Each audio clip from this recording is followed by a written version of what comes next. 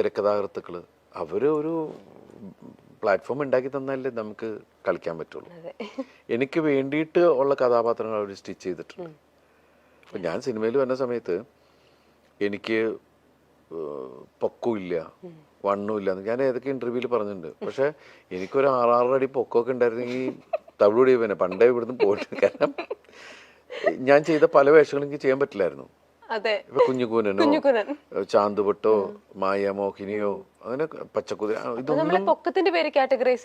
എന്ന് വെച്ചാല് അതല്ല, ഒരു നോർമൽ രീതിയിൽ നിന്ന് മാറുമ്പോൾ നമ്മള് ഇയാളെന്തേ കാണിക്കണേ എന്നൊക്കെ തോന്നിക്കഴിഞ്ഞാൽ നമ്മള് പക്ഷെ അല്ലാത്തൊരു നോർമലായിട്ട് നമ്മുടെ നോർമൽ ഒരാളാണ് ഞാൻ.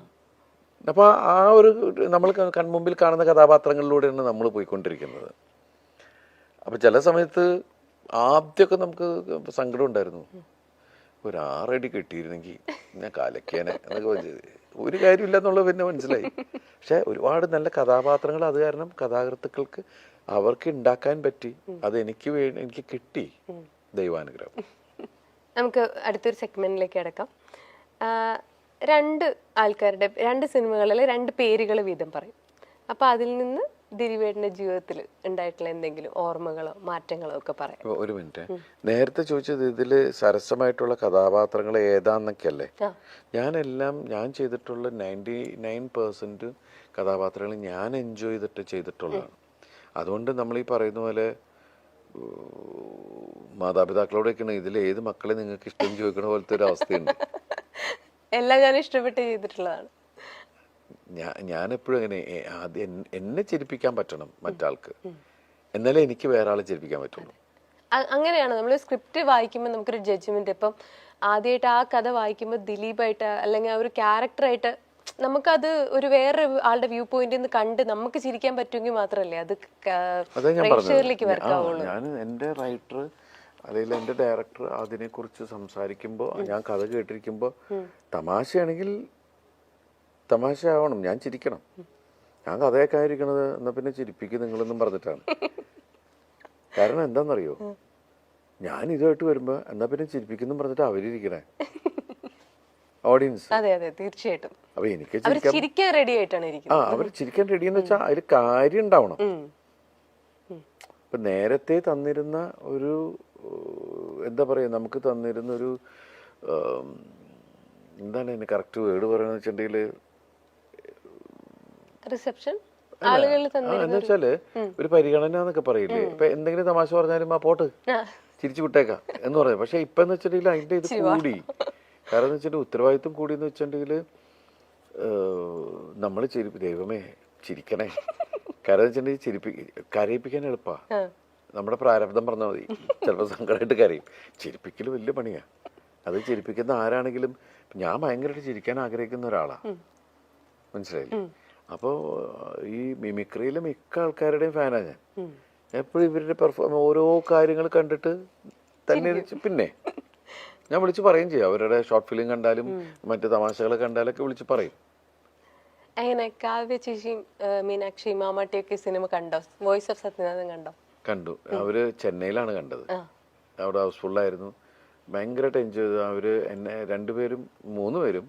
അപ്പൊ ചെറുത് ഭയങ്കര ചിരിയായിരുന്നു എന്ന് പറയണ്ടേ. അപ്പൊ കാവ്യ കണ്ട് ഇവള് ആവശ്യമുള്ളിടത്തും ചിരിക്കുന്നുണ്ട്, ആവശ്യമില്ലാത്തടത്തും ചിരിക്കുന്നു ഇവള് ഇതൊക്കെ പറഞ്ഞിട്ട് അവളെ കളിയാക്കുണ്ടായിരുന്നു. നീനുട്ടിയും എന്നെ വിളിച്ചു പറഞ്ഞു, അച്ഛാ നന്നായി അച്ഛാ, എൻ്റെ ഫ്രണ്ട്സൊക്കെ ഉണ്ട്, അവർക്കൊക്കെ ഭയങ്കര ഇഷ്ടമായി.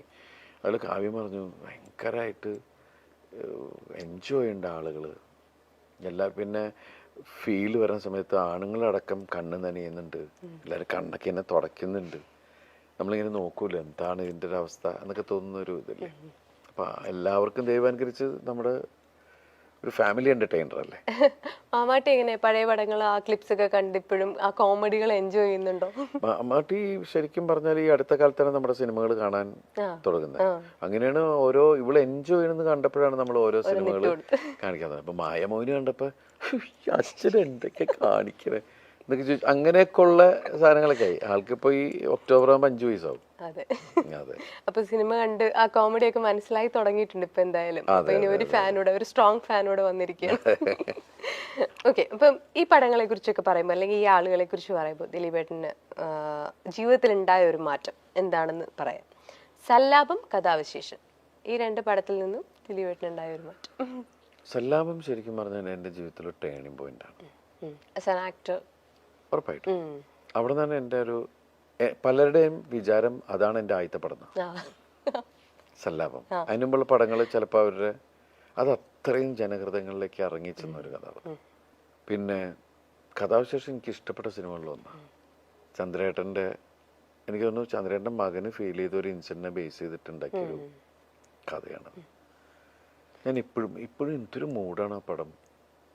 ഇയാളുടെ ഒരു ട്രാവലിങ്, പല ഭാഷയിലുള്ള ആളുകളും, വേറൊരു അയാൾ ഒളിപ്പിച്ചിരിക്കുന്ന ഒരു മിസ്റ്ററിയും. അത് ചില സമയത്ത് സൂയിസൈഡ് എന്ന് പറയുന്നത് രക്ഷപ്പെടലാണ്. ചിലത് താങ്ങാൻ പറ്റാണ്ടാവുമ്പോൾ പോവുക എന്ന് പറയുന്നത്. പക്ഷെ അതൊരു അതിനോട് അതല്ല ശരിക്കും വേണ്ടതെന്നുള്ളതാണല്ലോ. നമ്മൾ ഫൈറ്റ് ആണല്ലോ ലൈഫ് എന്ന് പറയുന്നത്. ഒരു ജന്മമുള്ളൂ, അത് നമ്മൾ ജീവിച്ചു തീർക്കാം. പക്ഷെ ചിലർക്കത് പ്രഷർ, ഈ പറയുന്ന ഞാനിങ്ങനെ സംസാരിച്ചിട്ടും എനിക്ക് തോന്നിയിട്ടുണ്ട് 2020 എന്ന സമയത്താണ് പ്രഷർ താങ്ങാൻ പറ്റാതെ. എന്നിട്ട് ഞാൻ ഇവിടുന്ന് വേറെ രാജ്യത്തേക്ക് പോയി. കാരണം ഇവിടെ നിന്ന് കഴിഞ്ഞാൽ ചിലപ്പോൾ എല്ലാ അത്ര കുഴപ്പമായി പോയി മെന്റലി. എന്നുവെച്ചാൽ ഒന്നും നടക്കുന്നില്ല, ഒന്നും നീങ്ങുന്നില്ല എന്ന് തോന്നുമ്പോൾ ഉള്ള ഒരു, നമുക്ക് ഇത് എല്ലാവർക്കും ഉണ്ടാവുന്നതാണ്. പക്ഷെ ഇപ്പൊ തോന്നും അങ്ങനെയല്ല, അതൊരു പരിഹാരമല്ല. കാരണം നമ്മളെ ഡിപ്പെൻഡ് ചെയ്തിരിക്കണ ഒരുപാട് ആൾക്കാരെ ഇരുട്ടിലാക്കിയിട്ടാ നമ്മള് രക്ഷപ്പെട്ടു. അത് ശരിയല്ല എന്ന് തോന്നുന്ന ഒരുപാട് കാര്യങ്ങളുണ്ട്.